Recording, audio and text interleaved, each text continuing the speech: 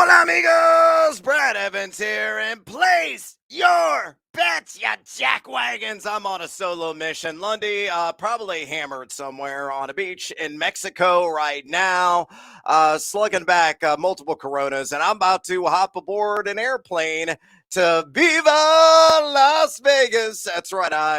Took to see you two at the Sphere on Thursday night. So a little early preview of Thursday night football, and you need a stinking reason to watch Bears and Commanders. I'm glad I'm seeing Bono at the edge instead of watching what is going to be a god-awful game. But naturally, I have a multitude of tickets open. So let's hop aboard the Hong Kong Plus Bus to kick it off here on this episode of the Feed 5 podcast. And I'm on a bet plus 100 odds or greater right now across the sports betting universe. And that wager is Joey Sly, a kicker for the Washington Commanders. Give me the over on 2.5 made points after attempt or touchdowns or whatever the hell you want to call them. PATs, that's what they are at plus 110 at BetMGM. The reason why I like this wager, the Bears have allowed this in all four matchups already this season because their defense is number 31 in EPA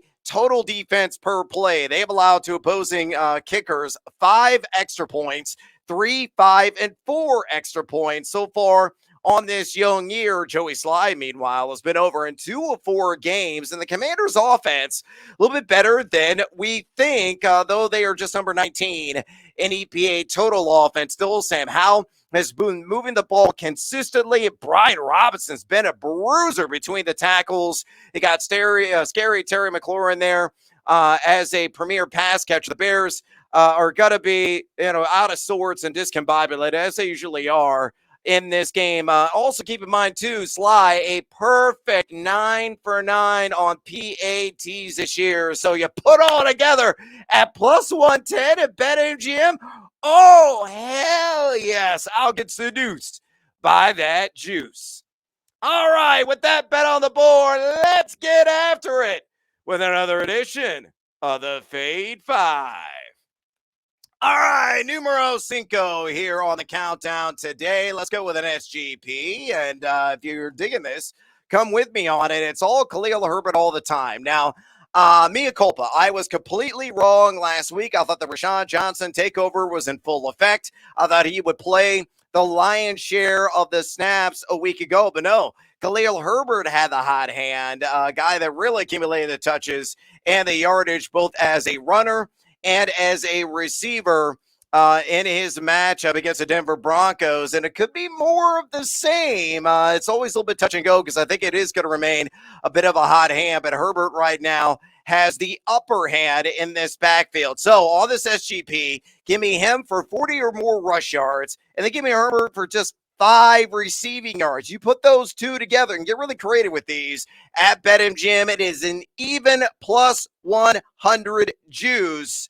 And I'm buying that all diggity day long. You look at Herbert last weekend, 78% was his snaps played in that game. Had 18 total attempts, and very impressively on the season, a guy that is RB 15 in yards after contact per attempt to 3.27, and he has forced a gaudy 31.7% missed tackle rate on one of the better marks in the NFL. And you look at the receiving production, he's been over this number with ease in 3 of 4 games. He's averaging 11 exactly routes run per contest. So nice little safety valve, or maybe on a designed screen or short or quick slant. I think Herbert will get this one with relative ease. Should catch a couple of balls in this game. Washington, kind of middle of the road in EPA rush defense, number 18 in that category specifically. They're giving up 4.05 yards per carry and 78.0 rush yards per game. But again, these alternative thresholds, I need a little bit lower number and achieve the over, and we cash in on 40 plus rush for Khalil Herbert and 5 plus receiving yards. Yeah, I'll make some cash with Khalil at plus 100 at BetMGM. All right, numero quattro here on the feed at 5. Countdown today. Give me, scary Terry McLaurin. It is October after all. On the over 4.5 receptions, juiced up a little bit, minus 135. Pulled this one from DraftKings Sportsbook, but he should have himself quite the night because who doesn't? Against this Berenstein Bears secondary, a bunch of Paddingtons out there, all so friendly, all so cute, also cuddly, and also beatable in coverage. And Tyreek Stevenson in particular, who is expected to be the primary assignment of Terry McLaurin in this game. Stevenson in that Bears secondary is allowed a 148.9 passer rating, 13.8 yards per reception, and 76.5 catch percentage to his assignments. 3 wide receivers have caught at least 5 balls against Chicago this year. And look at McLaurin. He's been over this in 3 of his first 4 games, getting a sizable 19.9% of the team target share, 26 targets in total. And he is wide receiver 20 as well, and catchable target rate at 81.3%. That number tracked at Player Profiler. So again, counting it all up and carrying the one, Terry McLaurin hits the over on 4.5 catches, minus 135 at DraftKings. Numero tres here on the feed at 5. Countdown. Let's work at a very simple SGP, and I'm going to take Washington on the money line. So in other words, they're going to win this thing straight up. And give me the over on that all total. Taking it down a little bit to 39.5. And again, windmill slam dunking the over on that. It's minus 115. Not the most seducing juice, but still not too expensive either there at BetMGM. Again, the Washington Commanders, decent offensively, number 9 in EPA total offense, middle of the road in that category, but defensively, not as bad as the Bears, but at a similar vicinity. Number 24 in EPA total defense. Chicago, meanwhile, number 23 in EPA total offense, and number 31 in EPA total defense. On the standard total, it is at the over all 4 Bears matchups so far this season. Again, the Commanders are going to find little resistance, whether operating on the ground with Brian Robinson, some pepperings of Antonio Gibson, or through the air with Terry McLaurin, with Logan Thomas, with Curtis Samuel, with Jahan Dotson. It doesn't matter.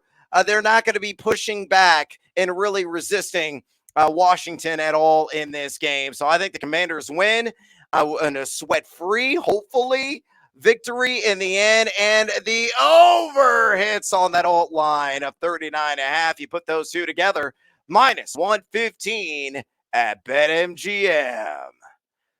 Number 2 here on the Feed 5 podcast. Give me Justin Fields, and I'm going to take the over. No, not on rush yards. No, not on passing touchdowns or passing yards, but passing attempts.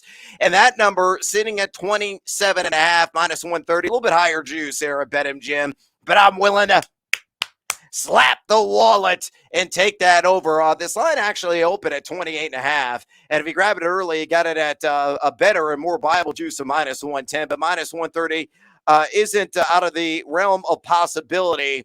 Not too exorbitantly priced in my mind because, as I mentioned, Washington, a little bit dicey defensively. Number 24, an EPA pass D on the season.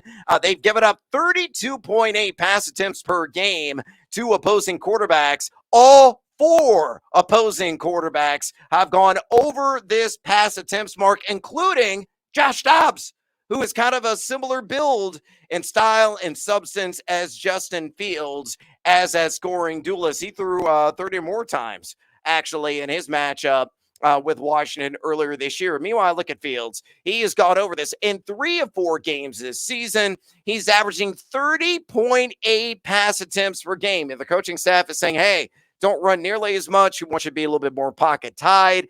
There was some pushback earlier this year, but it's pretty clear that Fields is heeding that advice and really taking it. Chicago, number 17, believe it or not. So right in the middle of the pack in terms of pass play percentage. So they're not by any means a run-first team, not with DJ Moore, especially on roster. Maybe a little Darnell Mooney, Cole Kmet will be worked in here. So in a game in which the Bears more than likely are going to play from behind and deal with a deficit. I say take the over. Justin Fields, 27.5 pass attempts, minus 130 at BetMGM. Numero uno here on the feed. 5 countdown on Thursday night football. I crack open a fine bolognese and sip on it. It is a hashtag tequila Thursday. And again, I'm going to be at the U2 concert in Las Vegas. You know, the love juice is going to be flowing for your boy, especially when Ultraviolet plays Light My Way. Oh, one of my classics in the old Rolodex of tunes, to say the least. Play that one on loop. Octane Baby, one of my favorite albums of all time. Can't wait to see it in full, despite the fact that U2 is ancient and a lot of the Gen Zers are out there like, who? Anyway, Brian Robinson, anytime touchdown. He splashed a 6 in this game. And the fact that you can get this at plus money at Caesars means you should take advantage. Plus 104 is a juice here at Tape Time of the Pod. Brian Robinson, I think he's going to score with relative ease, and it could be on the first drive of the game. He's got a number of touchdowns already this season, 4 in total. He's seeing 73.2% of the opportunity share. So the indisputable RB1 in Washington. Remember Antonio Gibson? Yeah, he's on a milk carton somewhere. Everybody forgot about him. He's seen the 6th most red zone touches of any running back in the NFL as well. That is Robinson with 10 in total through the first 4 weeks. And look at the Bears, number 23, a little bit better, an EPA rush defense, but they have allowed 8 total touchdowns to the running back position. So likely plowing between a couple of tackles there and maybe pinballing off a couple of guys or carrying a couple of Bears and in the end zone. He splashes 6. That is my top play. Brian Robinson, anytime touchdown, plus 104. There at Caesars Sportsbook. All right, it's bonus time. Let's get after with the Team Huevos parlay play of Thursday night football. And on this multi-legger, let's see if you are buying what I am selling. Give me the Washington Commanders to score at least 2 touchdowns in this game. Give me Justin Fields to throw for at least $150. Give me Cole Kmet to catch 2 or more passes. Brian Robinson to rush for 50 or more yards. And Khalil Herbert, again, a prominent pass catcher in this Bears offense, 10 or more receiving yards. Oh, yeah, let's work those shoulders again. It gets seduced by that juice at plus 190, built at BetMGM.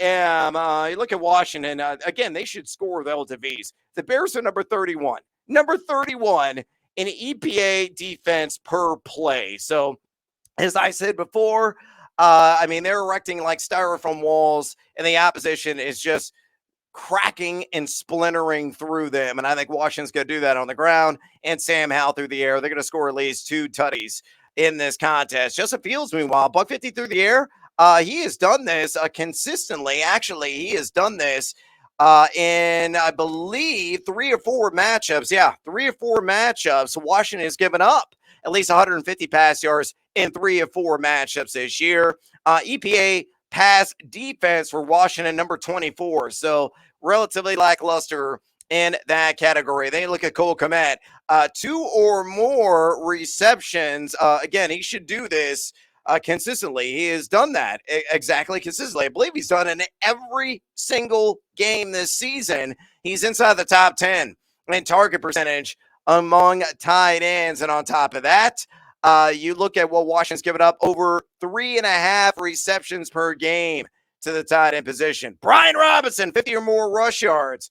Again, I believe Washington's going to have a lead in this game, and I believe he is going to just scoot through and bowl through the Bears tacklers who were Casper the Friendly Ghost and just turnstile in nature. Yeah, the Bears only giving up 3.80 yards per carry to running backs, but they're also surrendering 96 exactly rush yards per game to the position. Seeing that 70-plus opportunity share, probably on 15 to 20 carries. He gets around 70 yards. All I need is 50. And then Herbert, 10 or more receiving yards. Once again, a guy seeing 11 routes run per game. He has done this a couple of times already this season. And if you're chasing the scoreboard, I think it'll free up some of that short field coverage, which Herbert operates in. Justin Fields will check down, find him a couple of times, and he will get the 10 yards needed. So to recap, Commanders, 2 or more touchdowns. Justin Fields, 150 plus pass yards. Cole Kmet, 2 plus receptions. Brian Robinson, 50 plus rush yards. And Khalil Herbert, 10 plus receiving yards.